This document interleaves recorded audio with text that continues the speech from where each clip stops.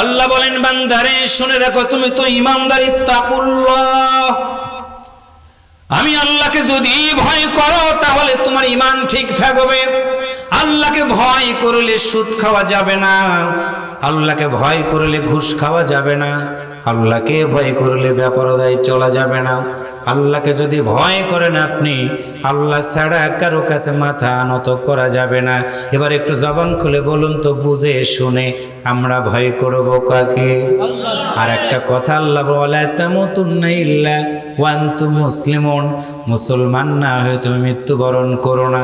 আল্লাহর বান্দারা, ধনী মানুষ মারা গেলেও সাদা কাপড়, গরিব মানুষ মারা গেলেও সাদা কাপড়, রাজা মারা গেলেও সাদা কাপড়, প্রজা মারা গেলেও সাদা কাপড়।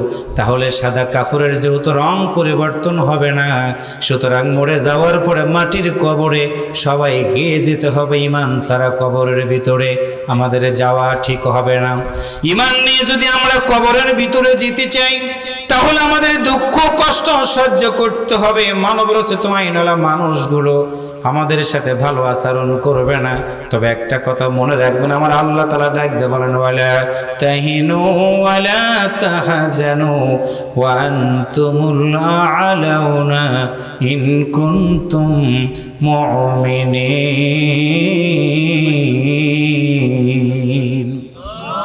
আল্লাহ বলেন বান্দারা, নিরাশ হয়ো না, হতাশা হয়ো না, বিজয়ের মালা আমি আল্লাহ তোমাদের গলায় 100% পরাইয়া দিব।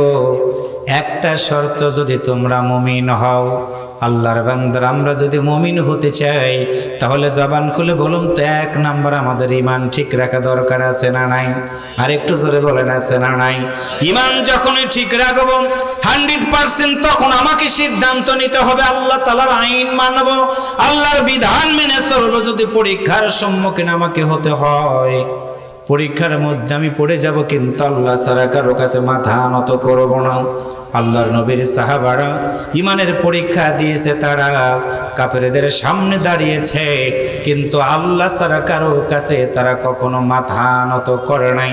সম্মানিত দ্বীনি ভাইয়েরা, আল্লাহ তাআলা আয়াত নাজিল করে জানাই দিলেন, ওয়ালা তাকুলু লিমান ইয়াকতালু ফি সাবিলিল্লাহি আমওয়াত বাল আহইয়াউ ওয়ালাকিন লা তাশউরুন।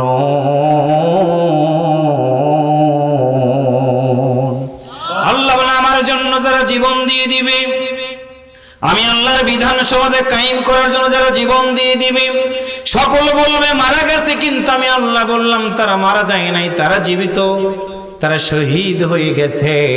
আর শহীদ যারা হবে আল্লাহ তাদের জন্য পুরস্কার দিচ্ছেন, ইন্নাল্লাযীনা আমানু ওয়া আমিলুস সলিহাতি লাহুম জান্নাতুন তাজরি মিন তাহতিহাল আনহার যালিকাল ফাওজুল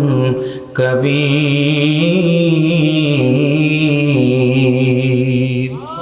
সম্মানিত দ্বীনি ভাইরা, পর্দার আড়ালের মা বোনেরা, আল্লাহর বান্দা বান্দিরা বুঝবেন ভালো করে, যত দল করেন না কেন, যত বড় নেতাই হন না কেন, মৃত্যুকে অস্বীকার করার কোনো সুযোগ নাই।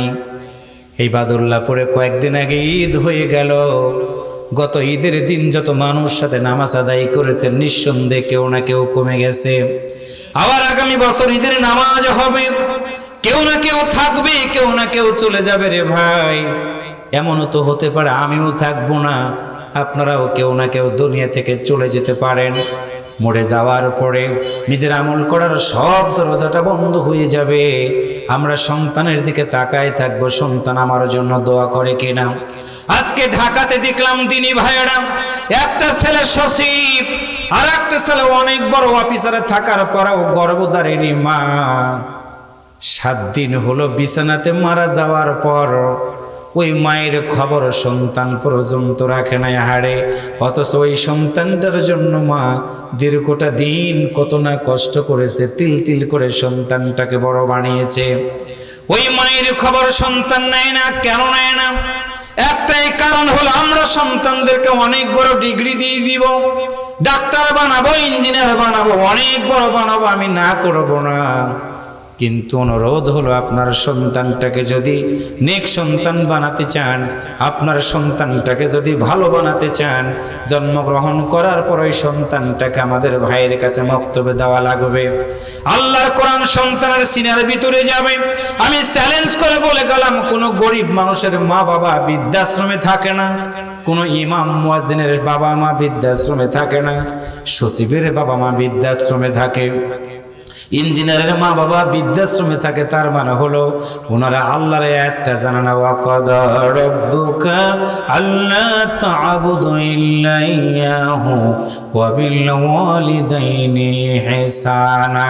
এটা আল্লাহু আকবার, জোরে বলেন। আমরা মায়ের সাথে রাগ করি, দিনী ভাইরা, মা কখনো সন্তানের সাথে রাগ করে থাকতে পারে না, থাকতে পারে না।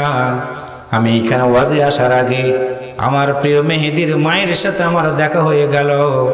আমার দিকে তাকায় তাকায় চক্ষু ভিজে ভিজে আমার সাথে দুইটা কথা বলেন, হুজুর আমার সন্তানের জন্য দোয়া করবেন, আমার সন্তানের জন্য দোয়া করবেন। ওর জন্য অনুষ্ঠান করলাম, বিদেশে যাবে, ভালো যেন থাকে, আমার সন্তানের জন্য দোয়া করবেন। মায়ের দিকে তাকালাম, চোখটা মায়ের ভিজে গেছে। তার মানে হলো প্রতিটা সন্তান মায়ের কাছে একটা করে নক্ষত্র, একটা করে গ্রহ, একটা করে সূর্য, একটা করে চন্দ্র। ওই সূর্য যেমন নিভে গেলে আলো বন্ধ হয়ে যায়, মায়ের কাছে প্রতিটা সন্তানের একটু যদি দুঃখ হয়, কষ্ট হয়, মায়ের অন্তরটা ঠিক তেমনি করে কেঁপে ওঠে। মা বোঝে, কিন্তু আমরা গর্ভধারিণী মাকে সন্তানেরা বুঝি না। জবান খুলে বলেন কথা ঠিক না ভাইয়েরা? আল্লাহ নবীর একজন সাহাবীর কথা শোনাই দিব। যুবক, তোমার পায়ে ধরে বলে গেলাম, যেই মা 10টা মাস তোমার পেটে ধারণ করলো, ওই মায়ের সাথে কেমনে খারাপ আচরণ করো, ওই বাবার সাথে কেমনে খারাপ আচরণ করো। তোমার বাবা স্কুলে পড়ে, কলেজে পড়ে, লেখাপড়া কম জানে, কামলা বিক্রি করে তোমার মতো সন্তানটাকে তিল তিল করে বড় বানিয়েছে, টাকা পয়সা গোছ করে বিদেশে পাঠাবে। আর এক সময় টাকা হয়ে যাওয়ার পরে কখনো তুমি তোমার মাকে ভুলে যাবা না, কখনো তোমার বাবাকে ভুলে যাবা না। কারণ হলো টাকা হবে, পয়সা হবে, বাবা মা যদি না থাকে রে, তোমার দুনিয়াতে কষ্ট হয়ে যাবে। দুনিয়াতে যত মানুষকে তুমি আপন ভাবো না কেন, তারা আপন না। স্বার্থ আছে, বন্ধু আছে, শর্ত আছে, বন্ধু আছে, কিন্তু মা এবং বাবা স্বার্থ নাই, স্বার্থ নাই, বিনা স্বার্থে ভালোবাসে মা এবং বাবা কলেজার টুকরা সন্তানকে। আওয়াজ করে বলেন কথা ঠিক কিনা? আল্লাহ নবীর একজন সাহাবী ছিলেন নাম আলকামা রাদিয়াল্লাহু তাআলা আনহু। আল্লাহর বান্দারা কোনো এক ঘটনাকে কেন্দ্র করে মায়ের সাথে কোনো একদিন এমন ভাবে দুর্ব্যবহার করেছিলেন, গর্ভধারিণী মা। মায়ের চোখ ভিজে ভিজে পানিগুলো গড়িয়ে গড়িয়ে পড়েছিল। মা সন্তানকে ক্ষমা করবে না। আল্লাহর পক্ষ থেকে ফেরেশতাকে পাঠানো হলো, যাও আমার আলকামাকে নিয়ে এসো, আমি আল্লাহর কাছে নিয়ে আসো। মৃত্যুর ফয়সালা হয়ে গেল। আজরাইল আলাইহিস সালাম আলকামার বাড়িতে এসে হাজির হয়ে সালাম দিয়ে দিলেন, আলকামা আমি তোমার রূহটা কবজ করার জন্য এসেছি। আল্লাহর বান্দা আজরাইলকে আমরা কোনোদিন দেখি নাই। একটাবার যেদিন দেখব, ঈমানদাররা দেখে আজরাইলকে দেখে তারা ভিতর সন্তুষ্ট হবে না, কিন্তু ঈমান যাদের নাই রে ভাই, আজরাইলকে দেখার পরে তারা একদম পাগলের মতো হয়ে যাবে। কেমন হবে এটা আমি ওয়াজ করে আপনাদেরকে বুঝাইতে পারবো না। এটা আল্লাহু আকবার বলেন, আর একটু জোরে বলেন। আলকামা রাদিয়াল্লাহু তাআলা আনহুর কাছে আজরাইল এসে গেল। তবে কিতাবের ভিতরে পড়েছি, আজরাইল এসে যখন কারো ঘরের দরজায় দাঁড়ায়, ওই মানুষটার চোখ একবার ডান দিকে যায়, একবার বাম দিকে যায়, একবার সামনের দিকে তাকায়। সন্তান আব্বা আব্বা বলে ডাক দেয়, সন্তানের কথা কানের ভিতরে ঢোকে না। আজরাইলকে দেখে মানুষটা ভীতু সন্তুষ্ট হয়ে যায়, ডাক দা বলে, সন্তানের আরে এত পিপাসা আমার লেগে গেছে রে, যদি সমুদ্রের পানি আমার কলিজার ভিতরে দাও, আমার একটা বারের জন্য তৃষ্ণাটা মিটবে না। পাগলের মতো হয়ে যাবে বাবা, পাগলের মতো হয়ে যাবে মা। সন্তানের দিকে তাকাইতে তাকাইতে চোখের পানিগুলো ছেড়ে দিবে, কিন্তু আজরাইল কোনোদিন সেদিন আর সফট করোনার ব্যবহার করবে না। আলকামার কাছে এসে গেল আজরাইল আলাইহিস সালাম। আলকামা রাদিয়াল্লাহু তাআলা আনহু রূহটা বের হবে, কিন্তু বের হয় না। তার চেহারাটা লাল হয়ে গেল, চক্ষুটা অনেক বড় হয়ে গেল। কিতাবের ভিতরে পড়ে দেখেছি মানুষের রূহ বের হওয়ার সময় আজরাইল প্রথম আগে পায়ের কাছে এসে পা থেকে রূহটা বের করে উপর দিকে নিয়ে যায়। অঙ্গ প্রত্যঙ্গগুলোর ভিতর থেকে যখন রূহটা বের হয়, এক পর্যায়ে বুকের ভিতরে যখন চাপ দেয়, মুখের ভিতর দিয়ে বাতাসটা বের হওয়ার মাধ্যম দিয়ে একজন মানুষের পরিসমাপ্তি ঘটে সুন্দর এই পৃথিবীর। আজরাইল আলাইহিস সালাম আসার পরে আলকামা রাদিয়াল্লাহু তাআলা আনহু বারবার মৃত্যু যন্ত্রণায় কষ্ট পায়। নবীর আরো সাহাবারা ডাক দেয়, বলে ভাই তোমার এত কষ্ট হচ্ছে তুমি কি বলবা না? কেন তোমার কষ্ট হচ্ছে তুমি কি বলবা না? আলকামা ডাক দেয় বলে, তোমরা জানো না আমার এত কষ্ট হচ্ছে, সেটা হলো আমার মনে হচ্ছে আমি জীবন্ত মানুষের চামড়াগুলো মনে হয় সেলার জন্য কেউ চামড়াগুলো ধরে টান দিতেছে, আমি সইতে পারতেছি না। আল্লাহ নবীর সাহাবীরা কথাগুলো শুনলেন, একটা দৌড় দিয়ে বিশ্ব নবীর কাছে গিয়া বললেন,